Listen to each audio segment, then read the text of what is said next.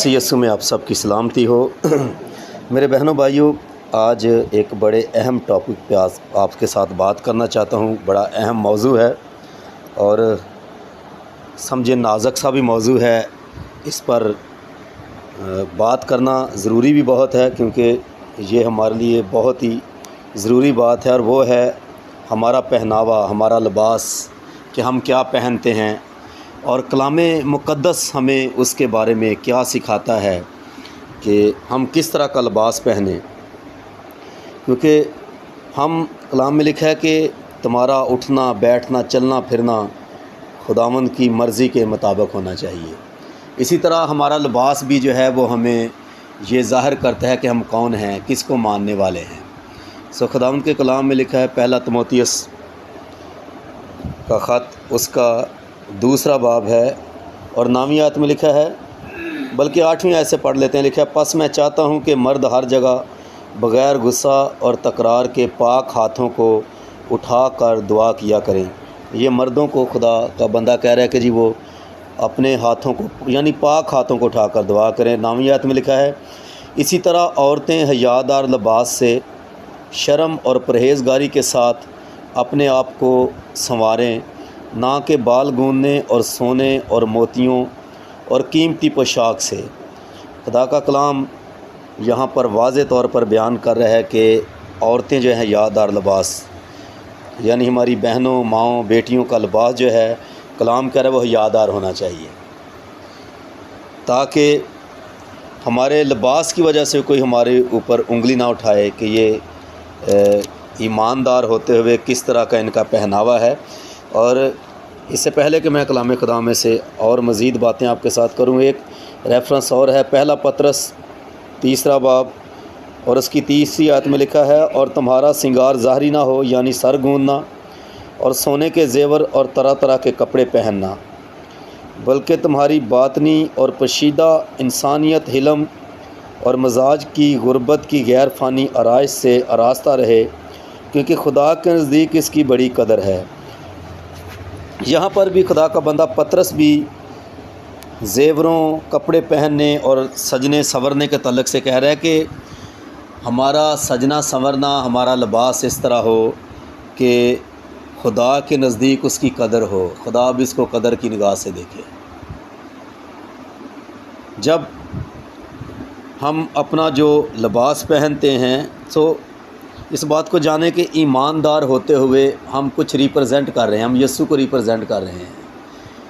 और अगर हमारे लिबास से, हमारे पहनावे से ही यीशु नज़र ना आए, तो फिर इस बात को जाने कि जो दूसरे लोग हैं उनको फिर मौका मिल जाता है, हम दूसरों के लिए एक एग्ज़ाम्पल बनने वाले हों। आज के दौर में अगर किसी को लिबास के तल्लुक़ से बात करें तो लोग जो हैं नाराज़ हो जाते हैं। वो कहते हैं कि जी मैंने तो इतना कीमती ड्रेस लिया है, मैंने तो इतना पैसा खर्च किया है। लेकिन इस बात को जाने कि हम जब ड्रेस लेते हैं, कपड़े अपने चूज़ करते हैं, तो कलाम को मद्देनज़र रख कर चूज़ करें। मैंने बहुत से लोगों को देखा है कि जब वो कहीं जॉब कर रहे हैं, अपनी जॉब की तरफ से किसी पार्टी में होते हैं या अपने दोस्तों के साथ किसी पार्टी में होते हैं, तो उनका पहनावा भी उनकी तरह का होता है और उसमें फिर पहचानना मुश्किल हो जाता है कि ईमानदार कौन है। लेकिन हम कहीं पर भी हैं, किसी पार्टी में हैं, किसी फंक्शन में हैं, शादी में हैं, ब्याह में हैं, हमारा पहनावा ऐसा हो कि हमारे पहनावे से किसी को ठोकर ना लगे। कोई ये ना कहे कि जी ये खुदा के लोग, ये तो चर्च में तो बड़ा हालेलुया के नारे मारते हैं हाथ उठाकर, ये हाथ उठाकर बड़ी ऊँची ऊँची दुआ करते हैं, अब इनका लिबास देखें। इस बात को जानें कि खुदा के नज़दीक लिखा है, ये काबिल कदर बात है जब हमारा पहनावा, हमारा लिबास यादार होगा, हमारे जेवर या हमारा त्यार सजना संवरना, वो सजने संवरने से खुदा का कलाम मना नहीं कर रहा, लेकिन हमारा सजना संवरना जो है और हमारा लिबास जो है वो इस तरह का हो कि हम जाने और पहचाने, जो दूसरों में लग नज़र आएँ कि ये खुदा के लोग हैं, ये खुदा से प्यार करने वाले हैं। इस बात को जाने, खुदा कलाम लिखा है कि हम दुनिया के हम शक्ल ना बने, किसी को देखकर नहीं, कि जी उसने इस तरह का लिबास पहना तो मैं भी ऐसे लिबास पहनूँगा। खुदावंद के कलाम में एक हवाला और देखेंगे, और मेरा ईमान है कि आज आप इस कलाम के वसीला से बरकत पाने वाले होंगे, क्योंकि ये बड़ा एक अहम टॉपिक है। बाज़ दफ़ा देखें लोग चर्च में भी ऐसा लिबास पहन कर आ जाते हैं कि खादमों को भी अपनी आँखें नीचे करनी पड़ जाती हैं। तो कौन सिखाएगा ये? कलीसिया को कौन बताएगा? ये खादमों का काम है। खादम बताएंगे कि भाई हमें क्या पहनना है, किस तरह पहनना है। इस्तशना 22वां बाब और उसकी 5वीं आयत में लिखा है, औरत मर्द का लिबास ना पहने और ना मर्द औरत की पोशाक पहने, क्योंकि जो ऐसे काम करता है वो खुदावंद तेरे खुदा के नज़दीक मकरूह है। खुदा का कलाम देखे कितना सख्त है लिबास के तल्लक से, कि जो औरत है वो मर्द का लिबास ना पहने और इसी तरह ना औरत जो है वो मर्द की पोशाक पहने। ये खुदा के नज़दीक मकरूह बात है, ये अच्छी बात नहीं है। खुदा को ये पसंद नहीं कि जो लिबास औरत के लिए बना है वो औरत ही पहने। से इस बात को जाने कि खुदा जो है वो चाहता है कि उसके लोग जो हैं जैसा उसने उन्हें बनाया वो वैसे नज़र आएँ। कलाम में लिखा है उसने इंसान को अपनी सूरत और शबी पर बनाया है। अगर हम अपने पहनावे से अपनी सूरत और शबी को बिगाड़ेंगे तो फिर इस बात को जाने कि खुदा को ये बात पसंद नहीं, और जो बात खुदा को पसंद ना हो तो फिर इसका मतलब है खुदा को जो चीज़ पसंद नहीं तो अगर खुदा को हमारा पहनावा पसंद नहीं तो फिर हम उसको कैसे पसंद आने वाले होंगे। हम कहीं पर भी हों, हम अपने रिश्तेदारों के फंक्शन में, शादियों में हों, तो इस बात को जाने कि जब हम लिबास पहने, पोशाक पहने अपनी, तो कलाम हमारे सामने होना चाहिए, क्योंकि कलाम हमारे लिए तरक्की का बायस है, हमारे लिए सरफराजी का बायस है। ये खुदा के कलाम में लिखा है, यशवा को खुदा ने कहा कि शरीयत की ये किताब तेरे मुंह से ना हटे। अब इसका मतलब ये नहीं कि कलाम को मुंह के आगे रखना है, इसका मतलब ध्यान कलाम की तरफ हो कि कलाम क्या कह रहा है। और मैं तो, मुझे खादम का नाम याद नहीं, वो कह रहे कि जब मैं शॉपिंग करने के लिए जाता तो मैं पाकरू से कहता हूँ, पाकरू मेरी मदद करके मैं क्या ख़रीदूँ, कौन सी शर्ट लूँ, कौन सी पैंट लूँ।